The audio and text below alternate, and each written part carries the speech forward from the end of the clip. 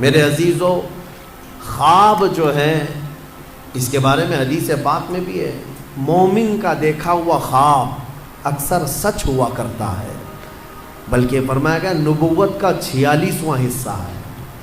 مطلب یہ ہے کہ سچائی ہوا کرتی ہے، اور اللہ تبارک و تعالیٰ جب اپنے مومن بندوں کو کسی بات سے الرٹ کرنا چاہتا ہے تو خوابوں کے ذریعے سے انہیں پیغام دیتا ہے۔ لیکن خوابوں کی تعبیر جاننا یہ ہر کس و ناکس کا کام نہیں ہے۔ ایرے غیرے نتھو کھیرے خوابوں کی تعبیر نہیں بتا سکتے۔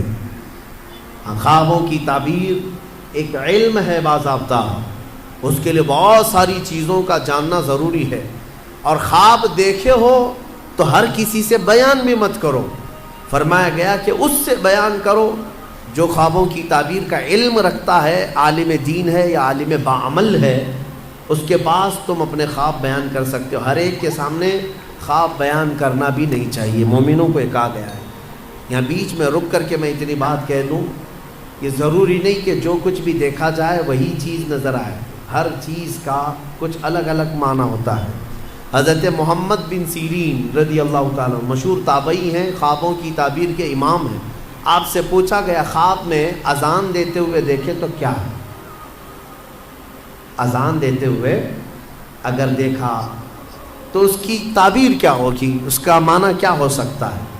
توجہ چاہتا ہوں میں، صرف جھٹ سے ایسے ہی تعبیر نہیں بتا دی جائے گی کہ اذان دیتے ہوئے دیکھے، ہاں اس کا معنی یہ ہے۔ پہلے یہ دیکھا جائے گا کہ دیکھنے والا کون ہے۔ خواب دیکھنے والے کے اوپر ڈیپینڈ کرتا ہے، دیکھنے والا کیسا ہے۔ تو دو تعبیریں آتی ہیں اس کی۔ اگر دیکھنے والا شریف آدمی ہے، نیک آدمی ہے، تو اس کا مطلب یہ ہے کہ عنقریب وہ حج پر جائے گا۔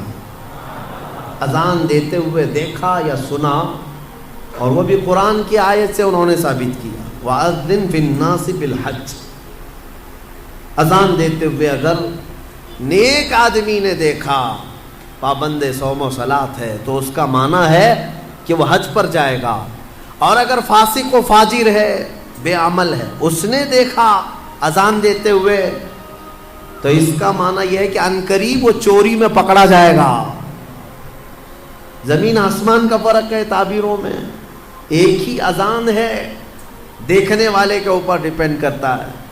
ایک حج پہ جا رہا ہے اور ایک جیل جا رہا ہے، چوری میں پکڑا جائے گا۔ اس کو بھی انہوں نے قرآن کی آیت سے ثابت کیا، فَأَذَّنَ مُؤَذِّنٌ أَيَّتُهَا الْعِيرُ إِنَّكُمْ لَسَارِقُونَ۔ قرآن پاک میں یہ دونوں جگہ پر اذان کا لفظ آیا۔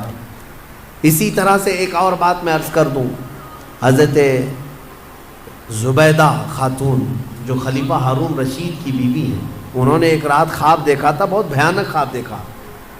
بہت سارے مرد مل کر کے ان کی عزت لوٹ رہے تھے، عصمت دری کر رہے تھے۔ وہ ڈر گئی صبح اٹھ کر کے۔ یہ وہی زمانہ ہے جب حضرت محمد بن سیرین موجود تھے۔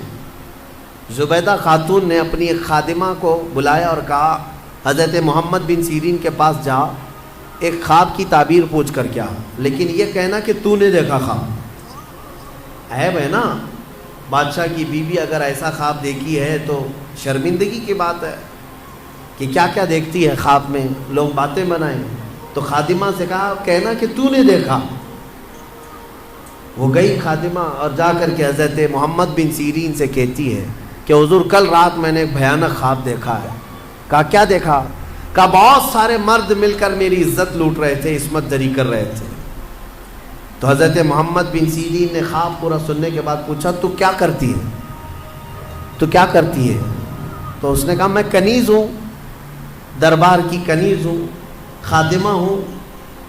حضرت محمد بن سیرین ہنسنے لگے، کہا تیری حیثیت ہی نہیں، تو یہ خواب دیکھ ہی نہیں سکتی، تو نے نہیں دیکھا یہ خواب، جھوٹ بول رہی ہے، جھوٹ بول رہی ہے۔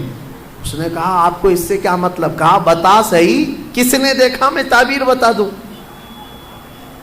اس خادمہ نے کہا آپ نے تو پکڑ لیا ہے، یہ میری ملکہ زبیدہ خاتون نے دیکھا۔ تو حضرت محمد بن سیرین نے کہا ٹھیک ہے جاؤ اپنی ملکہ اپنی زبیدہ سے یہ بشارت دے دینا کہ اس خواب کی تعبیر کوئی گھناؤنی نہیں ہے، عنقریب وہ ایک ایسا کام کرے گی جس سے پوری امت فائدہ اٹھائے گی، نیک کام کرے گی۔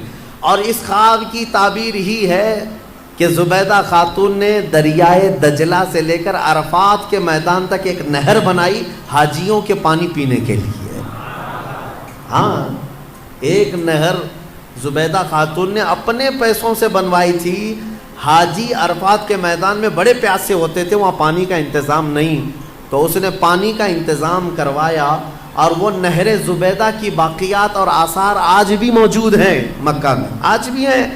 اور جانتے ہیں اس نہر سے 1200 سال تک حاجی پانی پیا کرتے تھے۔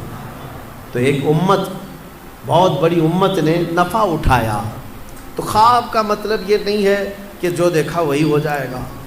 کبھی کبھار موت کی تعبیر زندگی سے ہے، کسی کے انتقال کی تعبیر اس کی زندگی سے کی جاتی ہے۔